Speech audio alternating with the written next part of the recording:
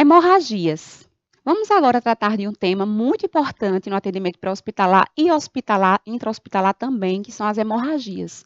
A hemorragia é o extravasamento de sangue de um vaso sanguíneo, pode ser externa, pode ser interna.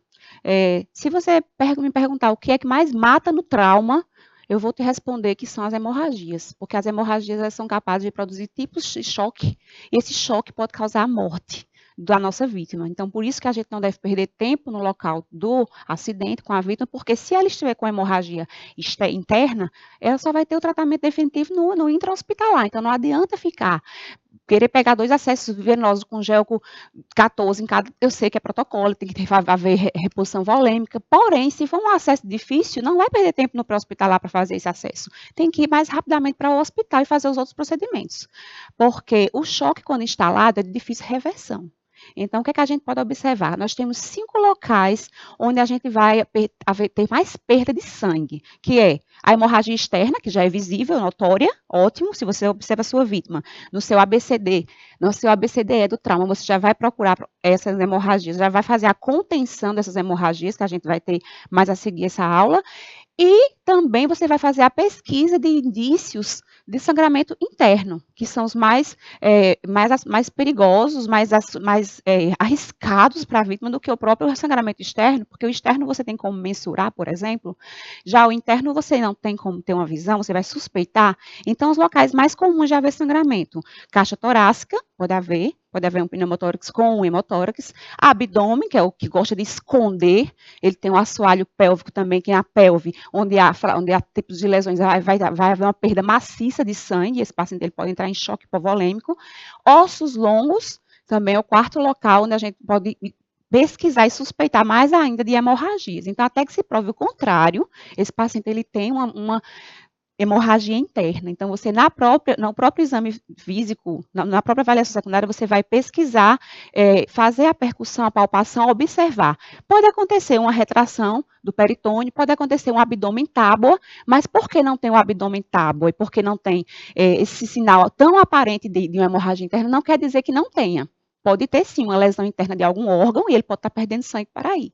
A pelve também, pela sua própria estrutura, pelos ossos, pelos grandes vasos que passam, ela pode também provocar uma hemorragia que a gente não vai estar visualizando, mas que ele vai perder uma quantidade grande de sangue, e isso é importante que a gente também suspeite. Por isso que a gente tem que suspeitar dessa hemorragia e tratar. Alguns sinais são aparentes de um paciente que está entrando em choque, como, por exemplo, os órgãos vitais, os órgãos nobres, como o coração, o pulmão e o cérebro, eles já vão reagir de uma forma, porque eles não podem ficar sem o suprimento de oxigênio. Então, eles vão reagir de alguma forma, como, por exemplo, um ataque cardíaco, o coração ele vai acelerar, ele vai bater mais rápido. O pulso de um paciente que está entrando em choque hipovolêmico, ele vai ficar mais rápido, porque o coração, para compensar a diminuição do sangue, ele tenta bater mais rápido para compensar isso aí. O pulmão também, por sua vez, ele vai fazer uma compensação. Então, ele vai acelerar, ele vai fazer uma taquipneia para tentar compensar e absorver melhor mais as moléculas de oxigênio, porque ele está sentindo falta. O cérebro, como ele não tem como reagir, como fazer aparentar, ele vai diminuindo e desligando algumas partes onde há a necessidade de oxigênio, como, por exemplo, uns órgãos que podem passar mais tempo sem oxigênio, como os tecidos periféricos, por isso que a pele do paciente fica pálida, fria, e fica com a perfusão maior do que esses 2 segundos. E aí esses sinais vão se instalando, e é importante que a gente não perca tempo no pré-hospitalar justamente por isso, porque uma vez que há uma hemorragia interna, o tratamento é no bloco cirúrgico. O tratamento é feito através de diagnósticos por imagem, feitos no intra-hospitalar, e no pré-hospitalar a gente não tem por quê perder tempo com manobra invasiva, com procedimento invasivo no pré-hospitalar, perdendo tempo precioso, porque essa hora de ouro, que antes a gente classificava como a hora de ouro do paciente, cada paciente tem seu momento de ouro, vamos dizer assim, o momento em que ele pode, dependendo do tipo de trauma, dependendo da própria hemodinâmica do paciente, ele pode suportar ou não, ou entrar em colapso e a óbito, por conta de um sangramento, por exemplo. No sangramento interno, no sangramento externo, a gente vai fazer a compressão direta. Então, a gente vai observar que tem um sangramento. O sangramento pode ser venoso, pode ser arterial. O venoso tem uma característica de ser contínuo e mais escuro. O sangramento arterial, ele é mais forte em jato, mais forte, um sangue mais vivo, porque é o sangue oxigenado. Então, a gente vai fazer a compressão direta nesse local do ferimento, da hemorragia externa. Você vai comprimir, fazer uma compressão direta no local, tá? Essa compressão, ela tem o objetivo de ajudar as plaquetas a formar um tamponamento, a formar uma coagulação. Então, faço uma compressão direta, pressiono e não retiro. Se o sangramento continua abundante, eu vou pegar outra compressa ou outras gases, ou o que eu tiver disponível, né, estéreo, limpo, para colocar sobre a primeira. Porque se eu tiro a primeira compressa, eu vou retirar também o que o organismo demorou para mandar para lá, as células plaquetárias para fazer a agregação. Então, eu não retiro a primeira compressa, eu coloco outra por cima e continuo comprimindo, fazendo a compressão. Antes da oitava edição do PHTLS, na sétima edição, a gente ainda recomendava mais 2 procedimentos no caso de hemorragia externa, que era a compressão da artéria proximal e a elevação do membro. Os estudos atuais mostram que esse procedimento não foi comprovado cientificamente que há uma melhora ou não. Então, foi retirado do protocolo. Então, a gente não vai mais fazer a compressão direta da artéria proximal, porque não vai fazer efeito, não vai surtir efeito. Não vai perder tempo com isso. E outra coisa, a gente não vai elevar o membro mais, como fazia antigamente, porque a gente até dizia assim, eleve o membro se não tiver sinais de fratura. Ora, se tem uma lesão hemorrágica, por corto contusa ou por algum outro tipo de mecanismo de trauma, provavelmente tem uma fratura, suspeita-se de uma fratura. Então, como a gente vai elevar um membro nessa situação? A gente pode lesionar, pode piorar. Então, também foi retirado. Esquece elevação de membro para conter hemorragia. E o que a gente vai fazer? Compressão direta e o uso do torniquete. Sim, o torniquete, que desde a sétima edição do PHTLS já era recomendado, porque foi comprovado que não há prejuízo, porque no próprio bloco cirúrgico, nas cirurgias ortopédicas, é utilizada o torniquete através da faixa de smash e pode passar 120 a 150 minutos sem prejuízo tissular para o paciente. Então, o torniquete, como utilizado antigamente, depois foi condenado, voltou, porque a eficácia dele foi comprovada. Então, é mais viável que a gente faça um torniquete, o paciente ele pode passar até 2 horas, 120, 150 minutos com o torniquete, sem prejuízo para o membro. É mais viável do que você ficar perdendo volume por ali, fora o volume interno que pode também estar sendo perdido e ele entrar no choque hipovolêmico. A gente até já tem no mercado já alguns dispositivos, como o torniquete de combate. Esse torniquete de combate foi utilizado pelo exército americano na guerra porque ele é autoajustável. Então, o próprio soldado ele poderia colocar e fazer o próprio torniquete do órgão do membro que ele tiver perdendo sangue. Então, esse torniquete está no mercado já para o hospitalar, é muito interessante. Porém, se a gente não dispõe de torniquete, a gente pode improvisar. A gente pode improvisar com algum objeto que vai fazer uma contenção, com atadura, com algum tipo de tecido que a gente consiga prender, até com o próprio manguito do tensiômetro.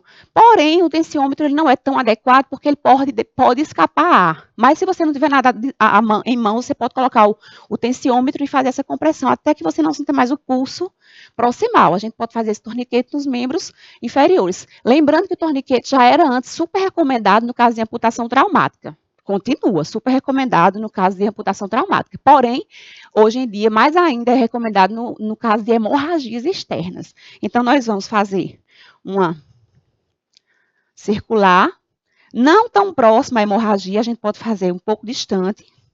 Vamos prender de uma forma que a gente possa controlar essa pressão, que vai diminuir esse sangramento que esse paciente está perdendo. Posso usar uma caneta.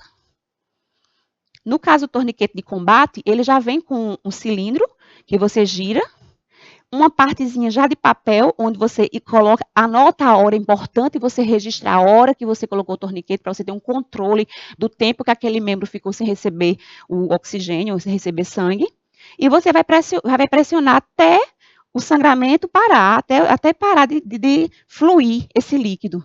Ou você pode também checar o pulso periférico, proximal, e sentir se quando houve, quando parou de pulsar, quando parou de mandar sangue para lá.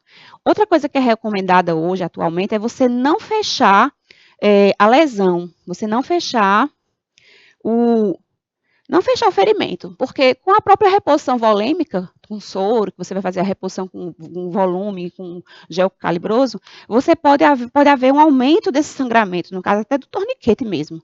Então, se você cobre e oclui, você não tem como observar que houve esse ressangramento do local. No caso, se nessa hemorragia houver um ressangramento, porque o paciente foi repondo o volume, foi melhorando a dinâmica, a volemia, você vai pressionar mais uma vez esse órgão. Como eu já disse, a gente pode passar até 2 horas, 120 a 150 minutos com o membro com o uso do torniquete, sem enviar sangue, sem perder sangue. Porém, essa realidade é a realidade urbana. Nós sabemos que hoje, nas cidades, a aproximação do centro hospitalar não é tão distante, nós não vamos passar tanto tempo assim com esse paciente que precise fazer a abertura desse torniquete para haver uma reirrigação do membro. Como muita gente tem dúvida. Eu coloco o torniquete, eu libero a cada 15 minutos? Não é para liberar, não precisa. Você pode passar, não, exceto se você for fazer um transporte longo. Vou passar mais do que 2 horas com esse paciente, aí sim você vai precisar liberar, aí você vai folgar o torniquete, vai fazer uma oxigenação desse membro, ele vai receber o oxigênio e depois você vai e fecha novamente. Ou seja, só nesse sentido, nessa situação, onde há um transporte longo, de uma distância, e sim alguma situação desse tipo. Mas na nossa realidade urbana, nós podemos usar o torniquete, deixar ele até a entrada do paciente no intra-hospitalar para fazer o tratamento definitivo dessa lesão. Outra coisa, para finalizar a apresentação das hemorragias, é que nós podemos utilizar também na compressão direta o uso de atadura para reforçar essa compressão direta, ou também o próprio esparadrapo. Você pode fazer uma fixação do material que você usou para fazer a compressão direta com esparadrapo, para fazer um curativo compressivo, nesse sentido, quando é o caso da gente não precisar do uso torniquete. E, para finalizar, a gente lembra que na exposição da vítima, uma coisa que é bem importante é você realmente expor a vítima, porque você pode perder de encontrar uma lesão, um sangramento, uma hemorragia que pode estar escondida. Alguns tecidos absorvem muito sangue, e se você não expor esse paciente, você pode não ver uma área que está sangrando. Algumas roupas impermeáveis, elas podem absorver uma grande quantidade de sangue e você não observar porque você não viu. Por isso que é tão importante fazer a exposição do paciente, por isso que é protocolo. No trauma, você fazer essa exposição, claro, que é muito melhor você fazer dentro da viatura, porque você vai favorecer a privacidade para a vítima, e se a gente for analisar, se a gente leva o material para fazer tudo no local da cena, a gente perde tempo, porque vai ter que ir na unidade, pegar o material, volta para o local, vai fazer o procedimento, fora a exposição da vítima em via pública, vem o pessoal que filma, tira foto, você não vai poder fazer a exposição completa para não expor a vítima, e depois tem que recolher todo o material e voltar para a viatura, então é mais viável que você coloque a vítima dentro da viatura, que na viatura é melhor, o ambiente é adequado, você tem oxigênio, tem aspirador, tem todo o material que você precisar, e tempo é ouro, a gente tem que correr com o tempo, a gente não pode perder tempo no pré-hospitalar.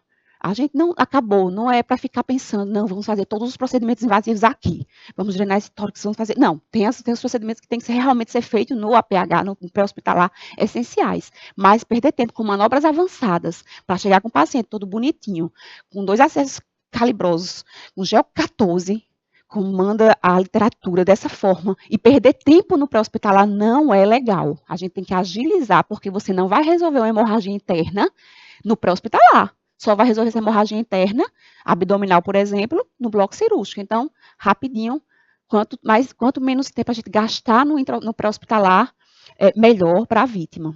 Então, eu finalizo aqui a minha apresentação de hemorragias.